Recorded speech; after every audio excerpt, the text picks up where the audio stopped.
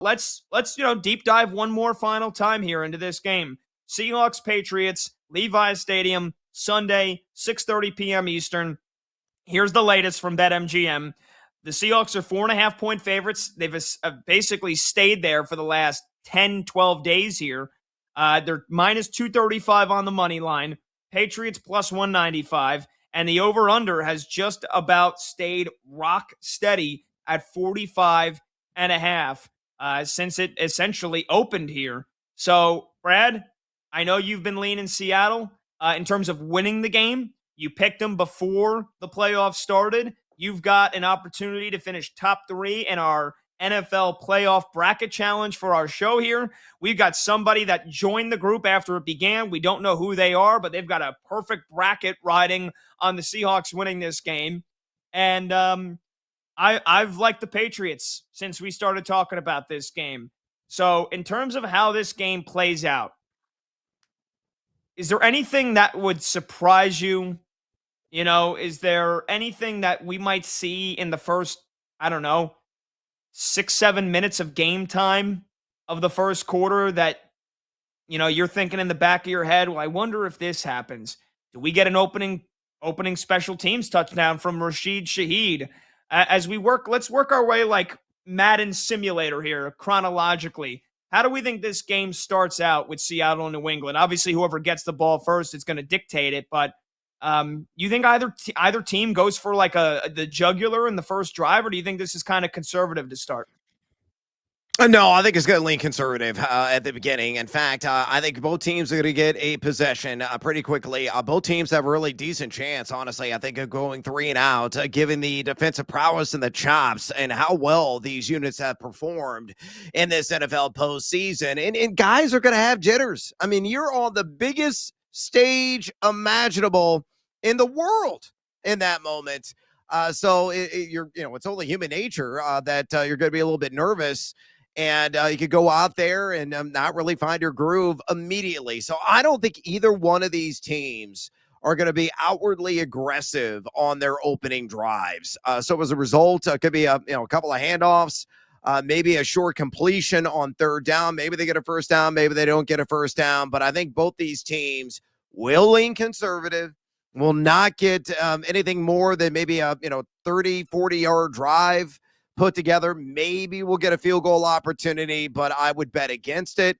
I think it's going to be 0-0 after each team has the ball to start the game. Wow. Okay. I think that it's going to be in everybody's mind, or just about everybody's mind. If Seattle gets the ball first, does Rashid Shaheed run the ball out no matter what? Do the Patriots kick it to him?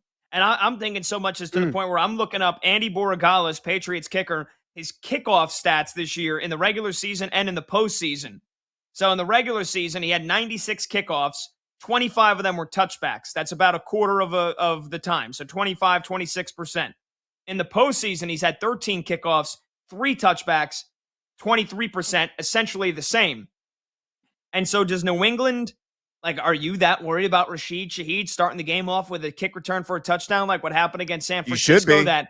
Yeah, I was going to say, do you just try to blast the ball as far as you can out of the end zone? Yep. Do you basically just try to touch it down just inside the landing zone and make that return uncomfortable?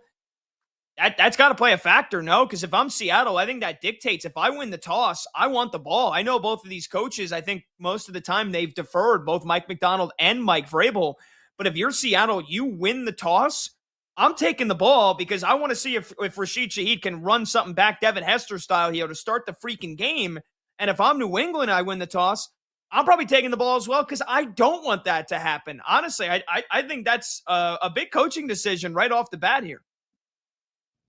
Yeah, I think that's an outstanding point that you make with Shaheed's explosiveness, and it could be dictating, could be game changing immediately, instantaneously if the ball is kicked to him. I mean, I think you want to take away that option, take it immediately off the table because man, he does got crazy good wheels, and he could obviously take it to the house. The one thing that would surprise me, Pat, let's just say New England gets the ball first, or maybe it's even on their first drive.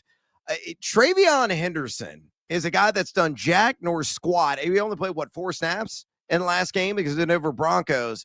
Watch him get the first touch of the game and watch him take it to the house. He has those kind of jets. He has that level of explosiveness. We've seen it time and time again about the middle portion of the regular season, in which I thought I had overtaken Ramondre Stevenson and was going to run away with the job henceforth. I was terribly wrong. He regressed, and Stevenson has regained the upper hand in that backfield. But it would not shock me, given the juice that he possesses, that he gets an early touch and he gone. That's a bold take. I like that. I don't know if I agree with it, but I like the presence of it. I like where your head's at, because you got to think that Seattle's probably been game planning for Ramondre Stevenson, and then all of a sudden Travion Henderson goes out there for the first play. Maybe is that enough to confuse it? I mean, again, like, we're exhausted talking about it. You can imagine how exhausted these coaches are preparing for this game, every single possible scenario that could be thrown at them. By the way, just to finish off my point about opening kickoffs here and how special teams could play a role, both these teams are among the best.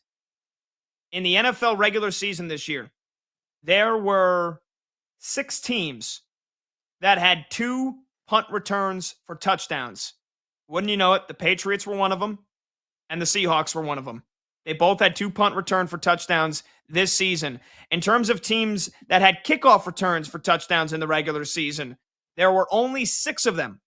1 came from the Seahawks, 1 came from the Patriots. So together they had 3 special teams touchdown returns. And then we saw Rashid Shaheed, obviously, like I said, do it in the first play of the game against the Niners. So that's a big possibility. That could throw this game completely out of flux if that happens.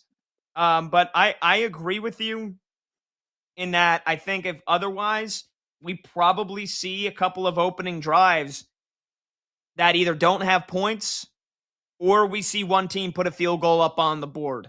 I really do. And that's just how I feel about this game. I like the under. I think it's going to be defensive, a defensive battle. I think it's going to be low scoring. I don't know if it'll be quite reminiscent of the 13-3 Patriots-Rams game. Like, that was one of the worst Super Bowls we've watched. And don't get me wrong, I like defense, but that was boring. That game was flat out stunk. I don't think it's going to be near that. I think both teams get to 17, but I don't think too much more than that. So I think it's going to be a defensive battle for sure. Who do you think ends up scoring first? If you think that it's both scoreless drive to start the game, who do you think puts the first points on the board? Yeah, as long as my surprise does not come to fruition and Travion Henderson gets that touch and takes it indeed to the house and puts points on the board for the Patriots, I think Seattle's going to score first. In all honesty, my gut feeling is it's going to be old school, ram it down the throats of the competition with Kenneth Walker III. I can't remember. You remind me. I know we talked to Schlereth and Allen Robinson over the week. Was it Allen Robinson who projected that Kenneth Walker is going to have not 1, not 2, but possibly 3 touchdowns? Am I remembering that correctly, or have I already had too much tequila? Nope. That was Allen Robinson for sure. I remember him saying that. He thinks that, I think he said Kenneth Walker's going to win Super Bowl MVP. Yeah, that is correct. I do remember that. I think it's plus 750 for him to earn that accolade still right now at BetMGM. But I think he's on to something. I think he's on a little something if he thinks he's going to score 3 touchdowns. But why should I doubt Allen Robinson? He's, he used to crush in the world of the NFL during his playing days. And, of course, for the fake footballers out there like me before. So, I shouldn't question his expertise. But I think he will get it right with Walker at least getting a touchdown. It would not at all shock me if he did score the first touchdown of the game. So give me Kenneth Walker III to accomplish that exact feat. Yeah, any of your questions, takes, predictions on the Super Bowl, we'll take them on the phones at 310-840-4910, 310-840-4910, especially our friends from the Pacific Northwest. If there's any 12s listening right now, call in. Even if you just want to say how jacked up you are, that's fine. We'll take that. We'll add that into the atmosphere. Same thing for the Patriots fans listening right now up in Boston, up in the Northeast, in New England. We've had a bunch of Patriots fans call in this week. I'd like to hear some Seattle fans for sure. BetMGM tonight, Westwood One Sports. Brad, do you have any concern at all about Sam Darnold's oblique? I know that he was on the injury Yeah. report leading up to the NFC title game, and I said I'm not buying this at all. To the point where they were actually including Drew Lock into the into the reports, like, oh yeah, Drew Lock is ready to go if needed. And I thought that was a bunch of baloney the Right. entire time. But Seattle has continued to kind of put Sam Darnold on the injury report throughout most of these last 2 weeks. Limited participant in Wednesday's practice. I think they finally had him as a full participant today, yesterday. You have any concern that there is something actually going on with Darnold's oblique, that maybe if he takes a hit or if he overexerts himself on a throw or lunging or anything like that, like, do we potentially see a Sam Darnold injury affect this game? Because I think out of the realm of what could happen in any football game, I still think it's just a bunch of baloney. Yeah, it's a heaping pile of smelly BS. It's pure gamesmanship. It's not going to impact him any way, shape, or form. Again, that would be a surprise, right? I would be stunned if he is limited in some way by a strain of the oblique over the course of the game, whether from an overthrow, as you mentioned, whether from a gnarly hit that he would take and a bad takedown as a result. I just don't think it's going to play much of a factor. Look, I'm going to give Sam Darnold, just to expound on him a little bit, all the credit in the world. And, digging up some of his advanced data from this season, I talked about the accuracy of Drake May, a guy that was number 7 and still ranks there entering this game at adjusted completion percentage is tracked at PFF on the season. The guy right behind him, believe it or not, is Sam Darnold. I mean, he has been very accurate for the most part over the entirety of the year. He's number 3 in deep ball completion percentage among qualifying quarterbacks. He's number 4 in under pressure completion percentage. So when the heat gets dialed up, he's always finding a man, typically underneath, dumping it off. I think, I kind of like the over on Kenneth Walker, the third receiving yards as a result of that. The area, if he does struggle, and it's a light struggle for him, is inside the red zone. As Darnold this season, number 17 in red zone completion percentage. But you have Walker III, who is a very effective between the tackles runner, one of the best in the business in yards after contact per attempt. He's got the shimmy and shake for the missed tackles. Could be that check down weapon as well. I know, they might say, well, that was Zach Charbonnet's territory. And it was. He was highly effective as a red zone running back. But Kenneth Walker III can be that guy. We saw in the last game against the Rammies. So it could be more of the same. Like, I'm not worried about Darnold. I'm not worried about the oblique. He has exceeded expectations all year. I think he's going to deliver on those, overachieving expectations yet again. I think the biggest, not the biggest, but like one of the most important people in this game is Patriots defense coordinator and play caller Zach Core, who's been playing the calls, took over for Terrell Williams after his cancer diagnosis this year. And what Zach Core has done, stepping in, calling the defensive plays here, along with John Stryker on the defensive staff here at the for the New England Patriots.